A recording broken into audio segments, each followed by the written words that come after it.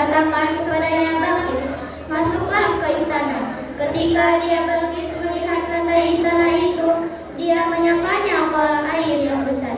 Dia mengenakan gaun yang menutupi kedua betisnya. Dia Sulaiman berkata, sesungguhnya ini hanyalah lantai licin berkilau yang terbuat dari kaca. Dia Balqis berkata, ya Tuhanku, sesungguhnya aku telah berbuat zalim terhadap diriku. Aku berserah diri bersama Sulaiman kepada Allah, Tuhan semesta alam. Maha benar Allah dengan segala firman-Nya.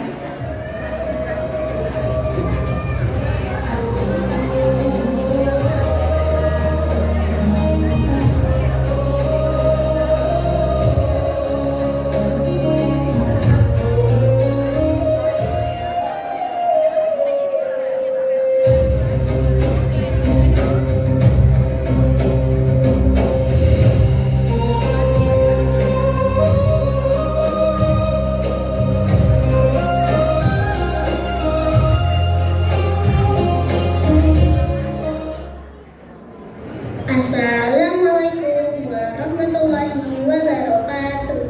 Mari kita mulai kisahnya. Ribuan tahun yang lalu, jauh di selatan Jazirah Arab, terbentang sebuah negeri yang kemakmurannya seolah menjadi bangsa lain, negeri Sabah. Di sanalah peradaban manusia mencapai puncaknya. Di pusat kemewahan itu, duduklah seorang wanita di atas singgasana yang tak ternilai harganya. Satu Balqis. Ia bukan sekedar hiasan istana, ia adalah politisi jenius, arsitek peradaban, dan pemimpin militer yang disegani. Namun, di balik segala kilau emas dan permata itu, ada kegelapan spiritual yang pekat. Setiap pagi saat fajar, menyingsing keheningan yang menyelimuti Sabah. Bukan untuk bersujud kepada pencipta alam, melainkan untuk menyambut matahari. Balqis dan rakyatnya akan merendah diri, menempelkan dahi mereka ke tanah, menyembah bola api raksasa itu. Iblis telah menghiasi perbuatan syirik itu dengan sangat indah di mata mereka, membuat mereka merasa sebagai bangsa yang paling tercerahkan, padahal mereka tersesat di jalan yang gelap. Negeri Sabah, penyembah matahari. Mereka mengira tidak ada yang mengawasi. Namun, di atas langit biru di istana Sabah, sepasang mata kecil sedang merekam segalanya. Hudhud, burung intelijen dari kerajaan Nabi Sulaiman di Palestina. Hudhud melihat kemegahan itu dengan rasa ngeri karena melihat manusianya menyembah makhluk, bukan sang khalik. Hudhud terbang melintasi ribuan mil membawa data intelijen yang akan memicu konflik diplomatik terbesar di zaman kuno.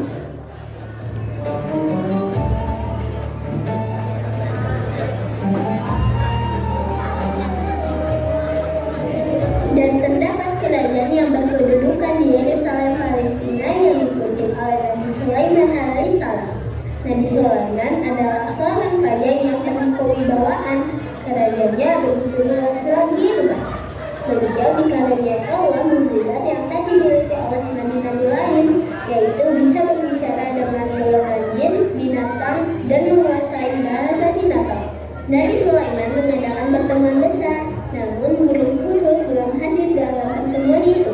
Nabi Sulaiman alaihissalam bersabda dalam surah An-Naml ayat 20, mengapa tidak melihat Hudhud atau dia yang termasuk yang tidak hadir? Maaf Baginda Raja, kami tidak tahu. Semoga burung Hudhud segera datang, Baginda. Tidak lama kemudian datanglah Hudhud dengan nafas yang tersengal-sengal. Aku telah mengetahui sesuatu yang belum engkau ketahui. Aku datang kepadamu dari Sabah membawa suatu berita penting yang meyakinkan kebenarannya. Sesungguhnya aku mendapati ada seorang perempuan yang memerintah mereka penduduk negeri Sabah. Dia dianugerahi segala sesuatu dan memiliki singgasana yang besar. Dia dan kaumnya sedang menyembah matahari, bukan Allah.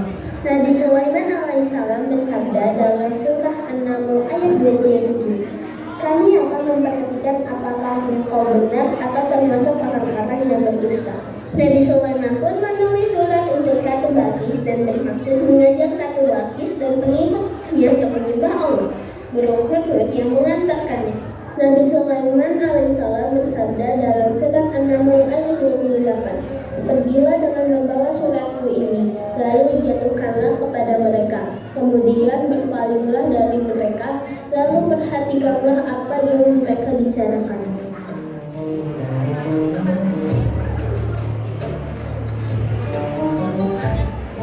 Di kerajaan Sabah, burung hudhud meletakkan sepucuk surat.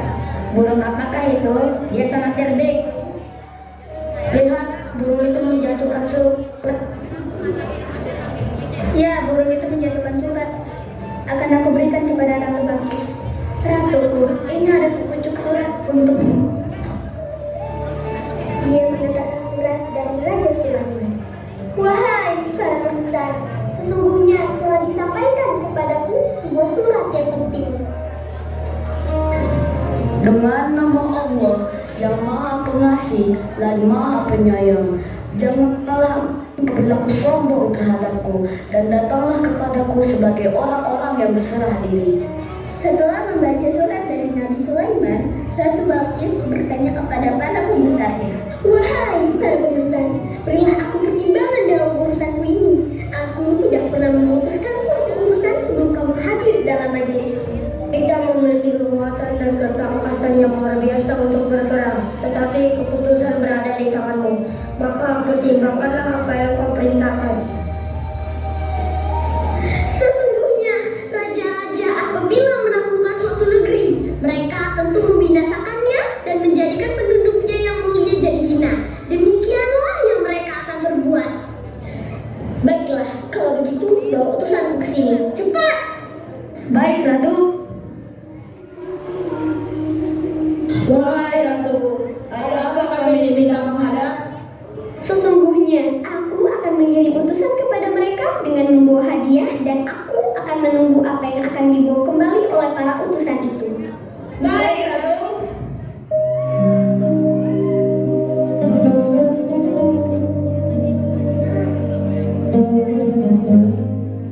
Baginda, hadiah-hadiah ini dari Ratu Balkis untuk Baginda. Nabi Sulaiman pun mempertanyakan apakah hadiah-hadiah tersebut lebih baik daripada apa yang Allah berikan.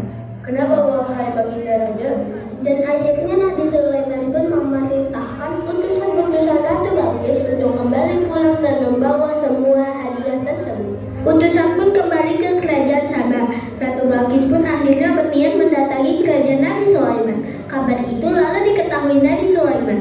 Nabi Sulaiman mengajak semua prajurit berkumpul untuk menyambut kedatangan rombongan Ratu Balkis. Dalam surat An-Naml ayat 38, Nabi Sulaiman mempertanyakan kepada para pembesar, siapakah yang sanggup membawakan singgasana Ratu Balkis sebelum mereka datang menyerahkan diri? Akulah yang akan membawanya kepadamu sebelum engkau berdiri dari singgasanamu. Sesungguhnya aku benar-benar kuat, lagi dapat dipercaya. Aku akan mendatangimu dengan membawa singgasana itu sebelum matamu berkedip.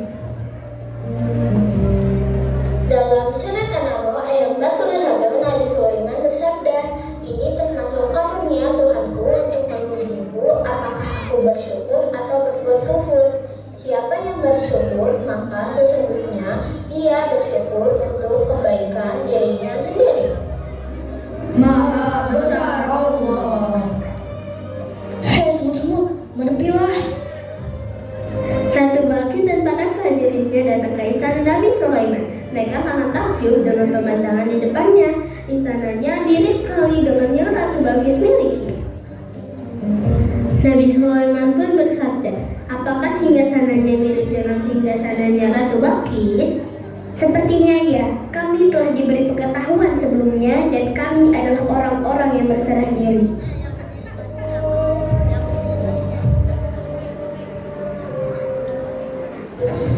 Ketika Balkis melihat lantai istana itu, dia menyangkanya kolam air yang besar.